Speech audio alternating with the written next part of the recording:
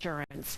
We have an update tonight to a Your Stories investigation we brought you earlier this year. There's finally some movement at an Encinitas home that neighbors complained had become an eyesore. The house was the center of an investigation into drug-related activities and then was gutted by fire 3 years ago. News 8's Steve Price is live in Encinitas with what's happening at the property now. Steve?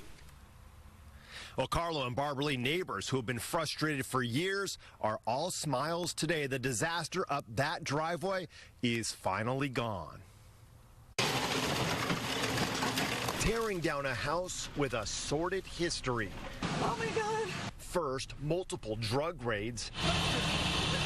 Then a tragic fire in 2015 that killed a 23-year-old woman and a dog and left an abandoned, burnt-out shell that sat for years as a neighborhood eyesore.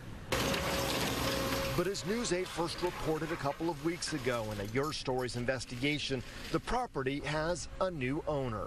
I'm very excited. Angela Balmer admits she didn't know the house's history when she first looked at the property. Then she did a quick Google search. All this news reports came up, drug fire, SWAT teams. Which explains why she and her husband were able to pick up the property at a discounted price, but it also came with some headaches. Initially, we wanted to do a remodel and keep a wall, but we talked to the city pretty early and they're like, nope, the fire was pretty bad.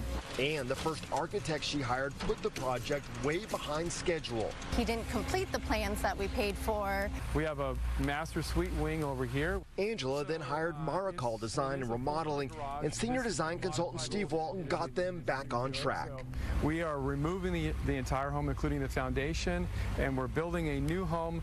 This is what the Bombers' new home will look like, and while the old eyesore will be gone, Angela says it will not be quickly forgotten.